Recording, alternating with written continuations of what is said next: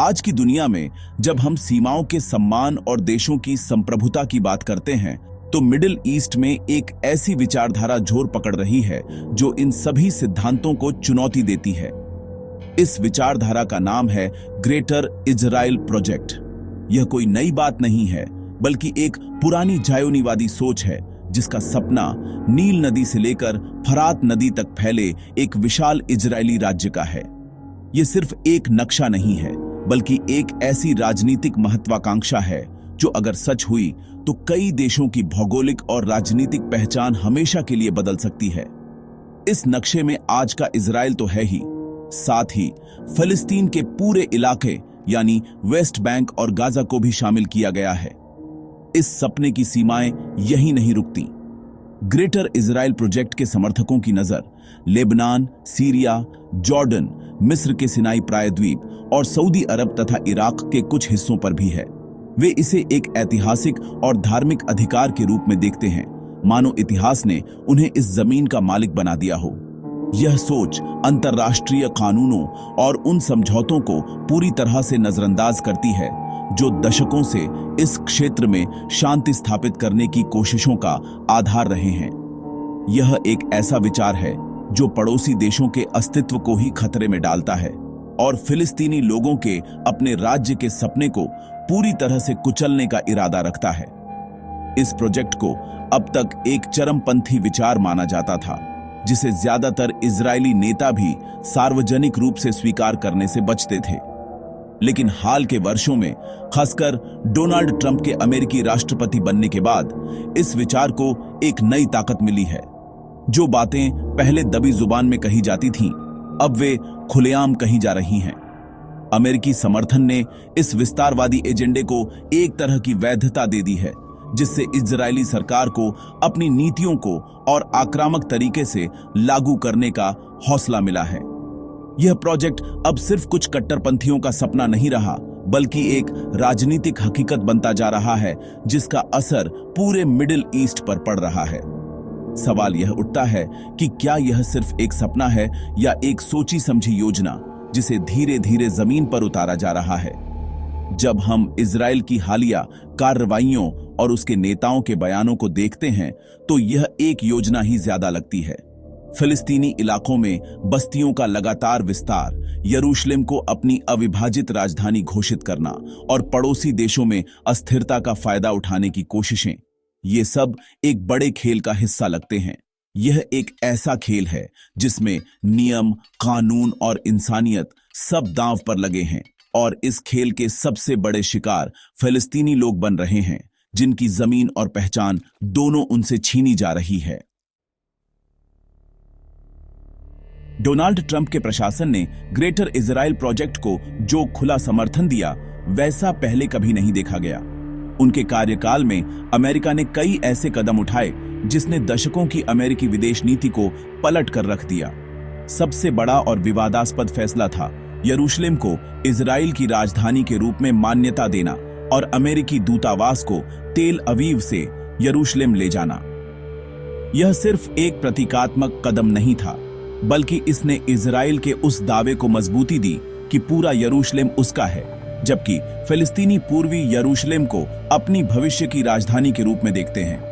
इस एक फैसले ने शांति प्रक्रिया की नींव को हिलाकर रख दिया और इजराइल को यह संदेश दिया कि वह अंतर्राष्ट्रीय विरोध की परवाह किए बिना आगे बढ़ सकता है। ट्रंप प्रशासन यही नहीं रुका। अक्टूबर 2025 में गाजा में चल रहे विनाशकारी युद्ध को समाप्त करने के नाम पर उन्होंने एक 20 सूत्रीय शांति योजना पेश की।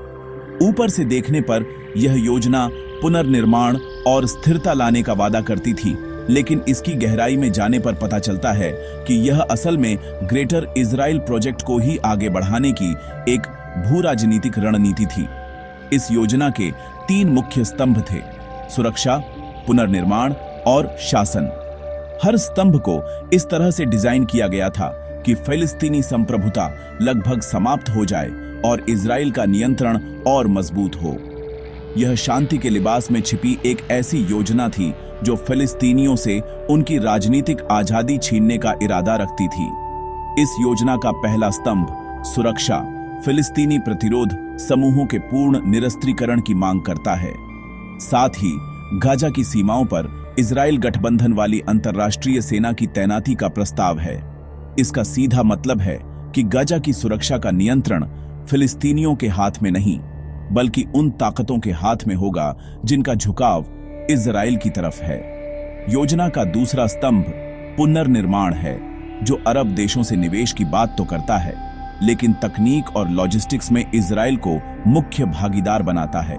इससे गाजा की अर्थव्यवस्था पूरी तरह से इजराइल पर निर्भर हो जाएगी, जिससे वह कभी भी राजनीतिक रूप से स्वतंत्र फैसले नहीं ले पाएगा। और आखिर में शासन का स्तंभ, जो एक अंतर्राष्ट्रीय निकाय द्वारा गाजा पर शासन करने का प्रस्ताव देता है।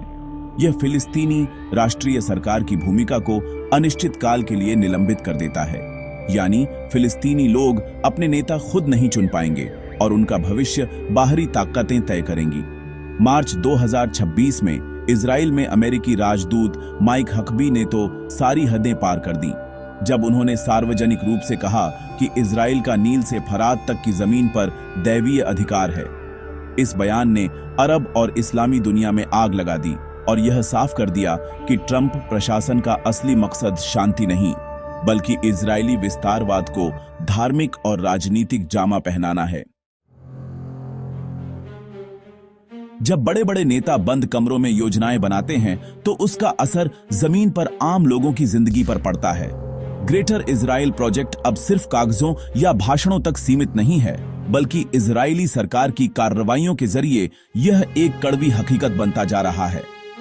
इसका सबसे स्पष्ट उदाहरण वेस्ट बैंक में अवैध यहूदी बस्तियों का लगातार विस्तार है। हर नई बस्ती फिलिस्तीनी जमीन पर एक और कब्जा है, जो दो राज्य समाधान की संभावना को और कमजोर करती है। अगस्त 2025 में इजराइल के वित्त मंत्री बेजलेल स्मोट्रिच ने जब बस्तियों के विस्तार की घोषणा की, तो उन्होंने साफ कहा कि यह फिलिस्तीनी राज्य के विचार को दफन करने के लिए है। यह बयान इजरायली सरकार के इरादों को बिना किसी लाग लपेट के सामने रखता है। उसी दौरान प्रधानमंत्री बेंजामिन नेतन्याहू ने भी सार्वजनिक रूप से ग्रेटर इजराइल के विचार का समर्थन करते हुए कहा कि वह इससे पूरी तरह से जुड़े हुए हैं। उनके सुरक्षा मंत्रिमंडल ने गाजा शहर पर पूरी तरह से कब्जा करने की योजना को मंजूरी दे दी। इसके साथ ही उन पुरानी आवाजों को फिर से हवा दी गई जो फिलिस्तीनियों को गाजा छोड़ने के लिए अनुमति देने की बात करती हैं। आलोचक इसे जातीय सफाई का एक छिपा हुआ प्रयास बताते हैं, जिसका मकसद गाजा को फिलिस्तीनियों से खाली कराना है। आज 2026 तक इजराइल ने गाजा के बड़े हिस्सों पर कब्जा कर लिया है और वहां अपनी सैन्य उपस्थिति बनाए रखी है, जिससे फिलिस्तीनियों का जीवन और भी मुश्किल हो गया है। इन कार्रवाइयों का फिलिस्तीनी लोगों पर विनाशकारी प्रभाव पड़ रहा है। उनकी जमीनें छीनी जा रही हैं, उनके घर तोड़े जा रहे हैं और उनकी आवाजाही पर सख्त पाबंदियां हैं। एक स्वतंत्र राज्य की उनकी उम्मीद लगभग खत्म होती जा रही है। ट्रंप की तथाकथित शांति योजना ने इस प्रक्रिया को और तेज कर दिया है। यह योजना फिलिस्तीनियों को सुरक्षा और आर्थिक विकास का लालच देती है, लेकिन इसकी कीमत उनकी संप्रभुता है। उन्हें एक ऐसे भविष्य की ओर धकेला जा रहा है जहां वे अपनी ही जमीन पर बिना किसी राजनीतिक अधिकार के इजरायली नियंत्रण में रहेंगे। यह एक तरह की आधुनिक औपनिवेशिक व्यवस्था है, जहां आर्थिक मदद के बदले राजनीतिक आजादी छीन ली जाती है। क्षेत्रीय स्तर पर भी इजराइल अपनी पहुंच बढ़ा रहा है। वह लेबनान और सीरिया में जारी अस्थिरता का फायदा उठाकर वहां भी अपने प्रभाव क्षेत्र का विस्तार करने की कोशिश कर रहा है। यह सब एक बड़ी रणनीति का हिस्सा लगता है, जिसका अंतिम लक्ष्य एक ऐसा ग्रेटर इजराइल बनाना है जो इस क्षेत्र की सबसे बड़ी सैन्य और आर्थिक ताकत हो और जिसके आसपास के देश या तो कमजोर हों या उस पर निर्भर हों। यह एक खतरनाक खेल है जो पूरे मिडिल ईस्ट की स्थिरता को दांव पर लगा रहा है।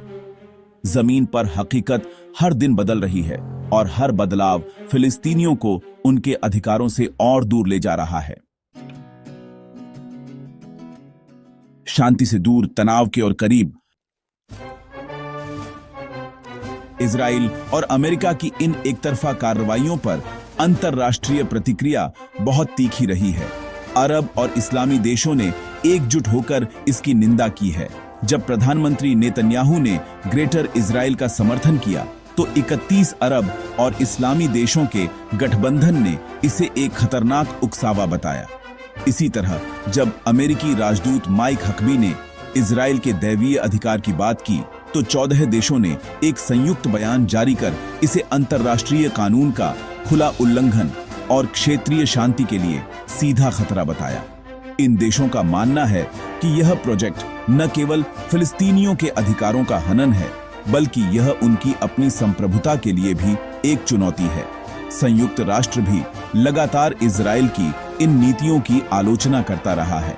सितंबर 2024 में संयुक्त राष्ट्र महासभा ने एक प्रस्ताव पारित किया जिसमें इजराइल से 12 महीने के भीतर फिलिस्तीनी क्षेत्रों पर अपना कब्जा समाप्त करने का आह्वान किया गया था। यह प्रस्ताव अंतर्राष्ट्रीय न्यायालय की उस सलाहकार राय का समर्थन करता था जिसमें इजरायली कब्जे को अवैध बताया गया था। लेकिन इन प्रस्तावों और आलोचनाओं का इजराइल और अमेरिका पर कोई खास असर नहीं पड़ा है। वे अंतर्राष्ट्रीय समुदाय की आपत्तियों को नजरअंदाज करते हुए अपने एजेंडे पर आगे बढ़ते जा रहे हैं। फरवरी 2026 में अमेरिका द्वारा आयोजित गाजा शांति बोर्ड शिखर सम्मेलन इसका एक और उदाहरण है, जहां पुनर्निर्माण के लिए $5 बिलियन का वादा तो किया गया, लेकिन फिलिस्तीनी संप्रभुता की कोई बात नहीं हुई। यह स्पष्ट है कि ग्रेटर इजराइल प्रोजेक्ट शांति लाने के बजाय इस क्षेत्र को और गहरे संघर्ष की ओर धकेल रहा है। जब एक पक्ष को यह महसूस होता है कि उसके अस्तित्व को ही मिटाने की कोशिश की जा रही है, तो वह हथियार उठाने के लिए मजबूर हो जाता है। इजराइल की विस्तारवादी नीतियां और अमेरिका का अंधा समर्थन फिलिस्तीनी लोगों के बीच निराशा और गुस्से को बढ़ा रहा है, जिससे चरमपंथी समूहों को ताकत मिल रही है। यह शांति का रास्ता नहीं, बल्कि एक अंतहीन युद्ध का नुस्खा है। हर नई बस्ती, हर नया कब्जा और हर भड़काऊ बयान इस आग में घी डालने का काम कर रहा है।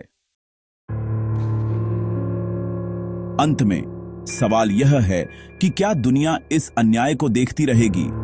ग्रेटर इजराइल प्रोजेक्ट अगर सफल होता है तो यह न केवल फिलिस्तीनियों के लिए एक त्रासदी होगी, बल्कि यह उस अंतर्राष्ट्रीय व्यवस्था की भी हार होगी जो कानून और समानता पर आधारित है। यह प्रोजेक्ट मिडिल ईस्ट में स्थिरता नहीं, बल्कि स्थायी स्थिरता लाएगा।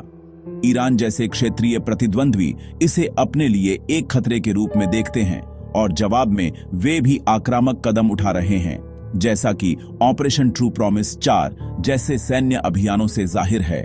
यह तनाव का एक ऐसा चक्र बना रहा है जो कभी भी एक बड़े क्षेत्रीय युद्ध में बदल सकता है। शांति बातचीत, सम्मान और न्याय से आती है, न कि किसी की जमीन पर कब्जा करके और उसके अधिकारों को कुचलकर।